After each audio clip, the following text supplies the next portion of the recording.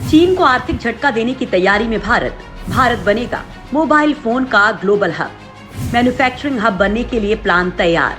देश में मोबाइल सहित इलेक्ट्रॉनिक सामानों के उत्पादन को बढ़ाने के लिए भारत सरकार के आईटी मंत्रालय ने पीएलआई स्कीम में 16 घरेलू और अंतर्राष्ट्रीय कंपनियों को अप्रूवल दे दिया है, जिसमें सैमसंग, एप्पल, फॉक्सकॉन जैसी विश्व स्तरीय दिग्गज कंपनियां शामिल हैं। प्रपोजल के अनुसार ये कंपनी अगले 5 साल में भारत में 150 बिलियन से ज्यादा मोबाइल फोन और इलेक्ट्रॉनिक सामानों का निर्माण करेंगी, जिससे उन्हें पीएलआई स्कीम का लाभ मिलेगा। देश में घरेलू कंपनियों में लावा, माइक्रोमैक्स, पैडकिट इलेक्ट्रॉनिक्स, यूटीएल, नियोलिंक्स और ऑप्टिमस इलेक्ट्रॉनिक्स को भी अप्रूवल दिया गया है।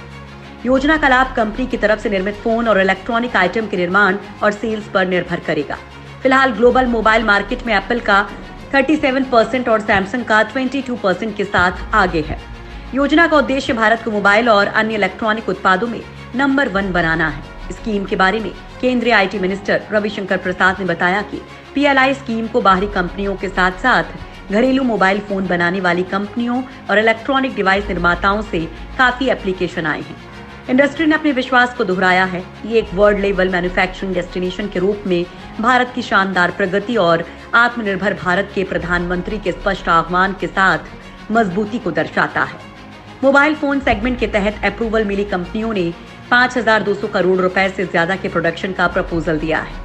मोबाइल फोन सेगमेंट के तहत अप्रूवल मिली कंपनियों ने करीब 1,25,000 करोड़ रुपए के प्रोडक्शन का प्रपोजल दिया है। पैदा होंगे रोजगार के 10 लाख मौके।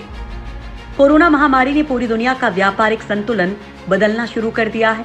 पूरी दुनिया में चीन के खिलाफ गुस्सा है। इसकी वजह से ग्लोबल कंपनियां वहां से अपना व्यापार समेटना शुरू कर चुकी हैं।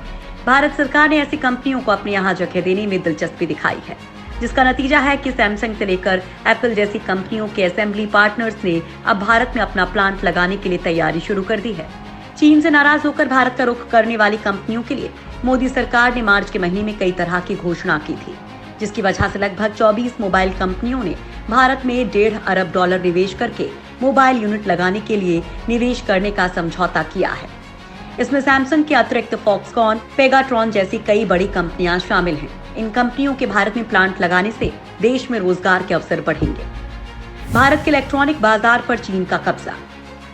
देश में स्मार्टफोन बाजार 2 लाख करोड़ रुपए का है, जिसमें चीन की हिस्सेदारी 72% है। हालांकि आंकड़ा कोरोना काल से पहले का है, लेकिन इसके बाद भी चीनी स्मार्टफोन से निजात पाना बेहद मुश्किल है, क्योंकि इसका दबदबा हर प्राइस सेगमेंट में है और तकनीक में भी ये काफी आगे है। भारत में टेलीविजन का बाजार 25,000 करोड़ रुपए का है। स्मार्ट टेलीविजन बाजार में चीनी कंपनियों की हिस्सेदारी 42 से 45% और गैर स्मार्ट टेलीविजन मार्केट में 7 से 9% है। इस मार्केट सेगमेंट में भी हम चीनी माल से निजात पा सकते हैं, लेकिन ये बेहद महंगा पड़ेगा, क्योंकि गैर चीनी टेलीविजन 20 से 45% महंगे हैं। बात सिर्फ ज्यादा पैसे की नहीं है, बात है देश को इन चीनी सामान से खतरे की। दरअसल चीन इन स्मार्टफोन और टीवी को बनाने के लिए आर्टिफिशियल इंटेलिजेंस का इस्तेमाल करता है और इनका सर्वर चीन में है। स्मार्टफोन में ज्यादातर लोग अपनी निजी जानकारी रखते हैं, लेकिन आप लोगों को नहीं पता होगा कि चीन आपकी ये जानकारी अपने देश में मौजूद सर्वर में इकट्ठा कर रहा है और युद्ध जैसे हालात में वो इस जानकारी का इस्तेमाल कर सकता है। साल 2014 में चीनी स्मार्टफोन निर्माता कंपनियों ने भारतीय बाजार में एंट्री मारी थी, जिसके बाद से माइक्रोमैक्स, लावा, इंटेक्स और कार्बन जैसी भारतीय स्मार्टफोन कंपनियों का बाजार चौपट हो गया था।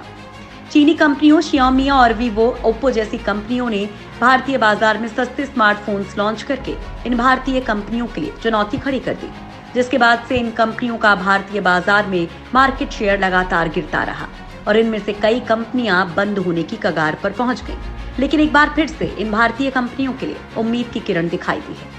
इन कंपनियों ने वापसी की उम्मीद जगाई है। माइक्रोमैक्स कंपनी ने पिछले दिनों ही अपने ट्विटर हैंडल से वापसी करने की बात कही थी।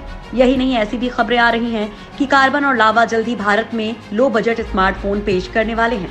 अगर चीनी कंपनियों के स्मार्टफोन पर पाबंदी लगती है तो इन भारतीय कंपनियों को फिर से देश में अपने पांव पसारने का मौका मिलेगा और जो आत्मनिर्भर बनने का सपना पीएम मोदी ने देखा है वो भी पूरा हो जाएगा।